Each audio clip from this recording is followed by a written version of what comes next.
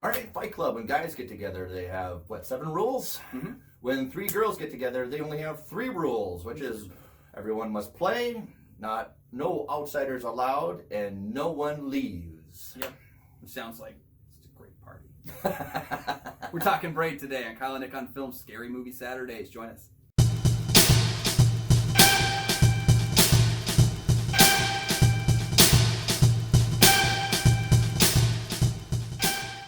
Welcome back to the show. I'm one of your hosts, Kyle Goethe from GoetheReviews.com. I'm Nick from the St. Paul Filmcast, and thanks for watching, thanks for finding us, and for our loyal fans and viewers, thanks for continuing to support the show. Mm-hmm. You can contact us on Twitter and on Instagram. Today we're going to talk about Mitzi's Peirone one and only film, it's Braid. What in the world is going on with this delusional film? Yeah, so Braid, the story of 2 drug dealers on the run, Petula and Tilda, who have decided to hide out with an old friend, Daphne, in hopes of stealing a massive amount of money to help pay off their drug dealer habits. Daphne, suffering from a mental fracture with reality, lives in a fantasy world from her childhood, and Petula and Tilda infiltrate her fantasy, but they soon discover that the game has intensified over the years, and it's much harder to escape.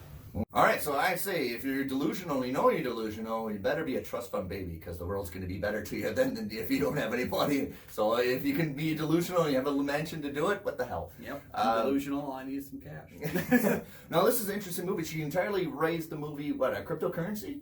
Oh, really? Okay. Yeah, so this is an entirely funded cryptocurrency film. I don't encourage that, but definitely this is really bizarre increment of the movie. Mitzi comes from Italy, so there's a lot of Italian, I would say, psychedelic. This is like Dario Argento influence, almost like a little bit of slasher. There is a lot of blood in this movie, but it's cringy also. But color is an enticement to this film. I think there's a lot of technical abilities that are at play that are really strong here. I think the visual flair is really much there. I think the film is nicely put together. Fantastic production design. It's shot at Alder Manor, which is a very famous Yonkers, New York location. Yeah. As it comes down to it, I feel like I saw a great potential, but I'm not sure that I saw a great movie. I see like a future for a lot of the talents that are on display here. But I just don't know if I really saw a great movie. It's like a springboard. Yeah. So starting at the very basis here, I want to talk about the concept. I think this is an awesome concept. It is. It's such a cool idea. Very David Lynchian. And it's also, I love a concept that's one that I would never have come up with. I would never have thought of this idea. But when I hear about it, I'm like, that sounds really wild. And that's kind of the great thing about this, like, being able to have more representation, especially in the horror community, which seems like it's always on the up and up. Like, we're going to be the first people to get new representation, get new voices in. Mitzi definitely has an eye for the story she wants to tell. Yeah. The concept, much like the concept for, Things to Do in Denver When You're Dead. And we talked about my love for the concept of that film. It's a great concept that I don't feel worked. Like, I don't feel like it was really fleshed out in this movie. You think it's a little bit doughy? Yeah. I think there's just a lack of setup. Right. I think when we find ourselves in the movie, if I had not read the logline on IMDb, I don't think I would have had a clue what was going on for a bulk of this movie. No, I had to watch it twice to understand what the hell's going on. Until finally because it's like, there's so many delusions at play, and enticing inclusion, there's a lot of enabling. Yeah. So finally I discovered what the heck is going on. You get to finally, because I was like, wait, are they just breaking up the story to go back? Then I realized, no, that is the twist to this. Mm-hmm. There is a twist to this. And a couple twists. A big twist. But it's interesting concept, and of course for a first-time director, there's, like I said, there's really great talent in this. Beginning of the movie, there's a slow tracking shot of them going out, and you see the car door open, so it's almost like we're inviting you to participate in this. And then when they do the digging scenes, it's almost like the camera's in the dirt. Yeah, there's that Tarantino trunk shot. Yeah, kind of going on there. And it's always off center, right? So there's a lot of like, what is going on? And of course, they're wearing masks. Yeah, but there's not a lot of dialogue, but it's always like, let's invite you to this tragedy, right? Because everybody in this movie, all 3 characters, they really are delusional, all of them. And I think that's where, again, I have no issue with that. I think that the story did not execute that concept well. Right, I think because the big reveal, all this stuff is something that you could very easily set up with a couple of scenes of exposition. We criticized recently we criticized Altered States by saying it was like an overly expositional film. Yeah. There's so much exposition to that movie. This one is kind of the opposite, where it's like there's a concept. We're not really going to provide a lot of exposition. We're going to kind of just let it loose and kind of get funky with it. And I don't know if that really caught me, you know? All right. It got me. I liked it and thoroughly enjoyed it. It's a little bit mucky. It's not really polished. I don't think, but right. The revelation to me when you reveal what's actually going on, you almost like, isn't like, what?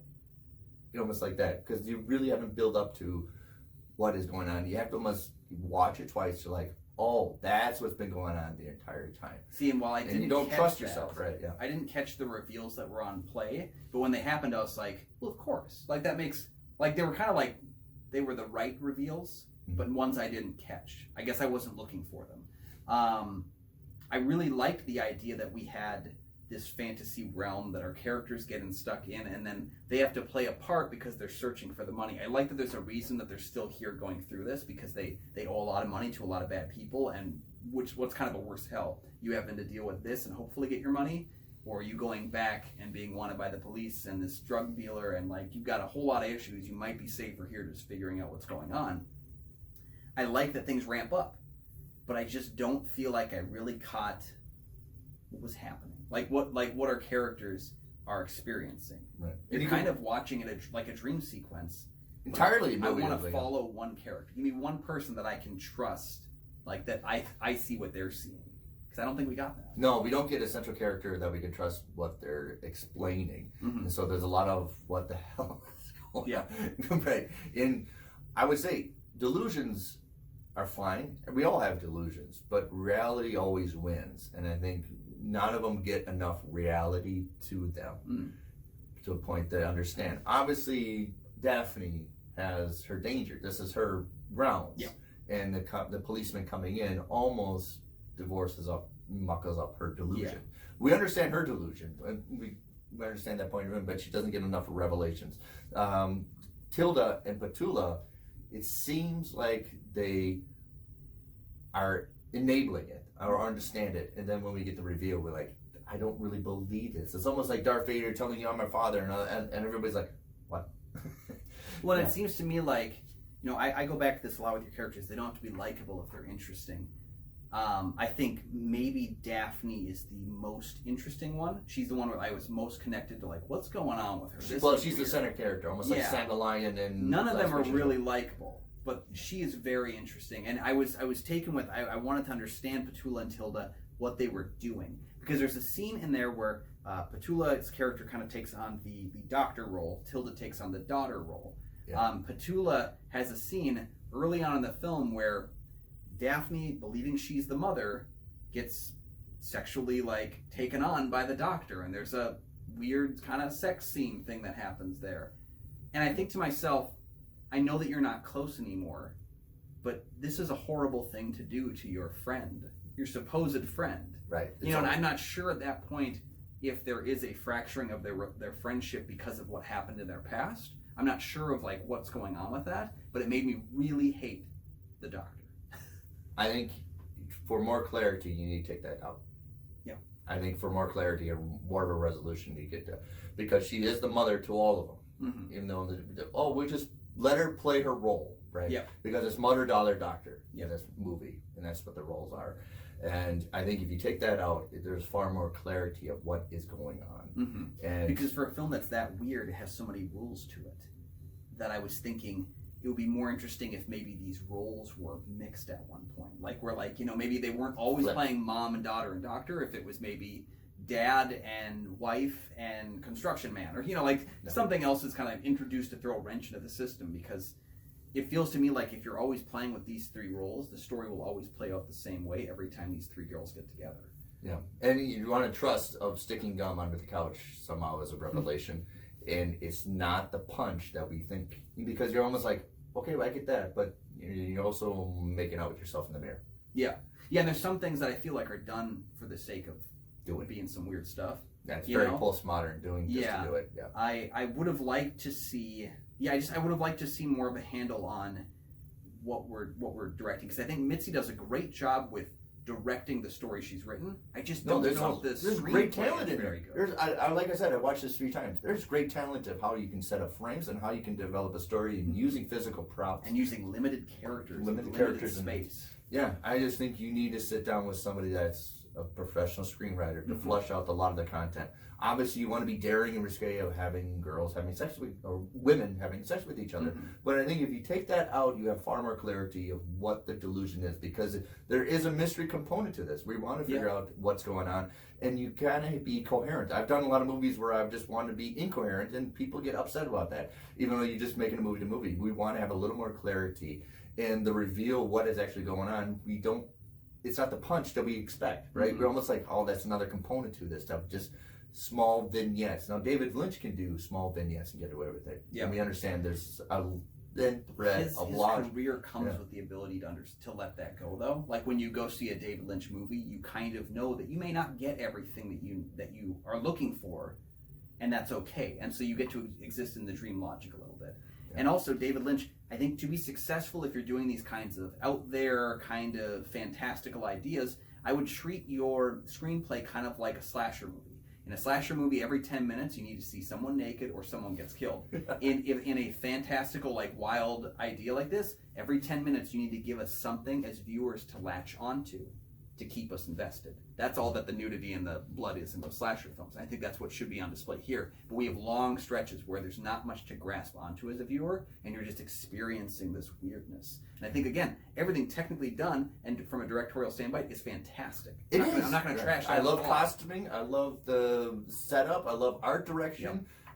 Somebody had fun making food in this movie. Oh yeah, the foodstagramming. I love the surgery. Obviously the surgeries. And of course, there's careful about making a movie of her slowly shooting the person, Daphne, up ledge. Of course, you want to make it her dominating the environment, and you shoot that low. So there's a lot of great technical things to it.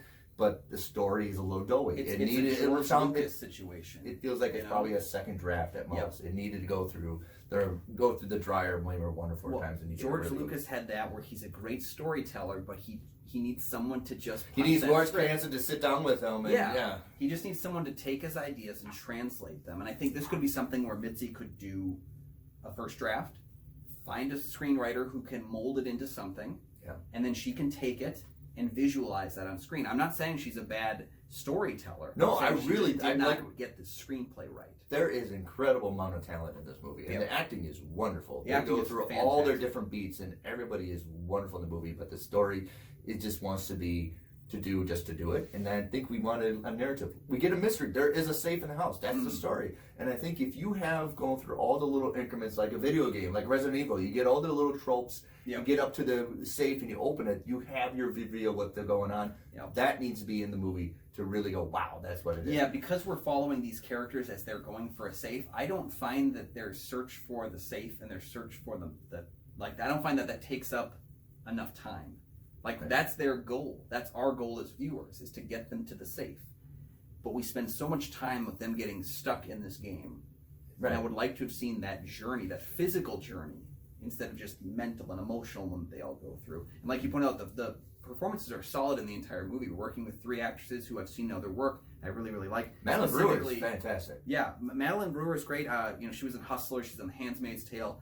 Imogen Waterhouse did Nocturnal Animals. I really believe she's delusional in this movie, and she's fine with it. Yeah. And I really, really liked Sarah Hay, who played Tilda.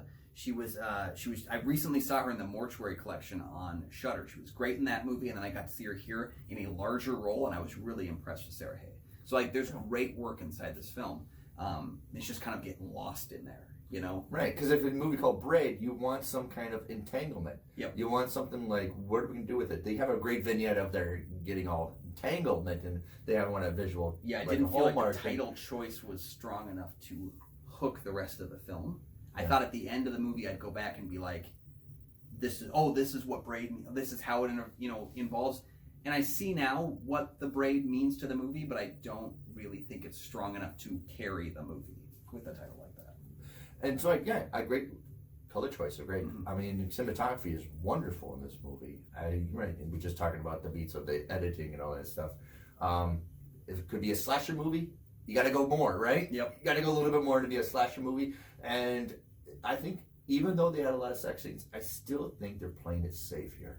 I think there's avenues that you could really push the envelope to be a little more unforgettable, like Altered States. You could have gone a little bit more dangerous than playing it safe with just we're delusional to have a safe place. That's all there really is. If you want to talk about it, they're delusional to be safe. You know what I would have liked to have seen is I would have liked to have seen the characters they were playing personified by other actors. Not to say that they couldn't do it and that you weren't convinced, but there was a few times where the writing had me a little confused as to, wait, I thought she was playing this role, I thought she was playing that role. If they had actually had we're supposed to believe this doctor is a male because it definitely seems like there's an idea of impregnation at some point. Yeah. So I would have liked to have seen an actor who's and there's the that. validation of when they do the knee and everything. Yeah. So I would have liked to have seen a embodiment of what that doctor looks like to Daphne. Something like in the movie Identity when they all went to the hotel. Yeah, very much so. So I was hoping for something like that, but I just didn't really get that. And of course, the first time viewing, I thought it was Daphne, and I thought all the characters were imaginary to her. That is a theory. That's a theory that's out there. Okay. I'm not sure I'm convinced by that theory because, again, it's kind of like assuming that Ferris Bueller's not real, where it's well, that's cool and everything, but I think there are scenes in the film that don't feature Daphne where if she's imagining them, I don't know, we wouldn't have any reason to imagine those scenes. Yeah. So, and I think if you're going to introduce, we have to get to a safe, you have to have something about that story to open that safe to go, oh my God, what the hell's going on? Yep. And they have a big reveal. Because like I said, and we talk I work with a lot of people and students who have disorders and everything, and I always tell them, no matter how delusional you get, reality always wins. And there has to be a consequence of your delusions. You have to accept reality eventually, because reality is always going to win. And I don't think they get it. I think they just get to play in this playground. And Mitzi wants to treat this like a delusional playground. Yeah. Which is good. It's fun. It's healthy. Yeah, they have their little safe place, a little playground, but there has to be a big consequence to this, and I just don't think we get it. There's no reality knocking at the door.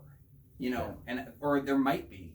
We don't really know. Well, I wanted to have a scene where there was an danger actual to reality. breaking into their world. There was some force that was driving that wedge into what was real to them, because they just didn't really connect. And it's kind of like with Sucker Punch, where it was really cool looking and everything, but I didn't really care because I didn't really know what was real.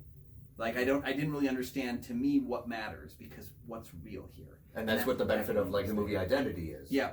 Because Identity, where it places its reality and unreality and identity, is really, really strong in that we get the reality of everything by the end of the film. We understand it, and we also understand that everything in that film mattered, even the stuff that we didn't think would matter in that kind of movie.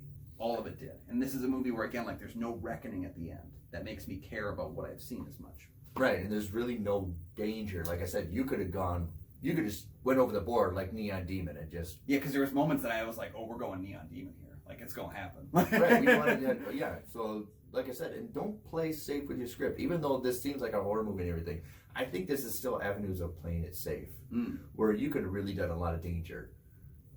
Because there needs to be a level of danger. You need something like an element of danger where everything, oh no, this could happen. Right, yeah.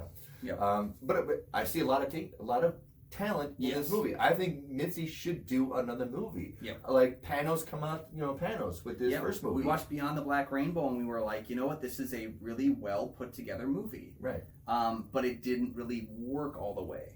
It's a good springboard. So I can't wait to see what's next. And you know what was next? Mandy, which was, I think, a perfect movie. I think there's another good talent in there where she can springboard and do it. Because this movie, came out in 2018? We'll see it. We want to see it. We liked it. And I don't care. Right. Braid is the kind of movie that I feel like it's the proving ground. She's capable of doing it. Now she just needs to fix the things that didn't work for the next film. This is kind of the thing where we would jump board now into maybe trying something in a smaller franchise feeling. If she wants to stick in the realm of horror, take one of these legacy franchises, and come up with something interesting. If you want to stick in the independent filmmakers and run control, I would love that. Or you want to go like Chloe Zhao and do a commercial? Something like that. I'm completely comfortable with her doing anything. I think she can do anything like that. Yeah.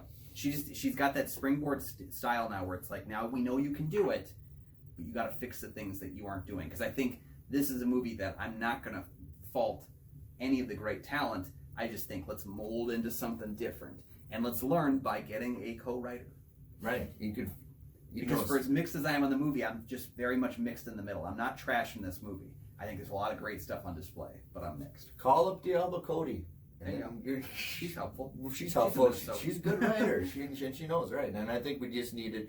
We're on an investigation. We have a little bit of ridiculous in this, and we want to break up the safe. This is a horror movie that's just too safe of a horror movie. That's fair. Even though you have a lot of cringiness to it, and even the food looks kind of.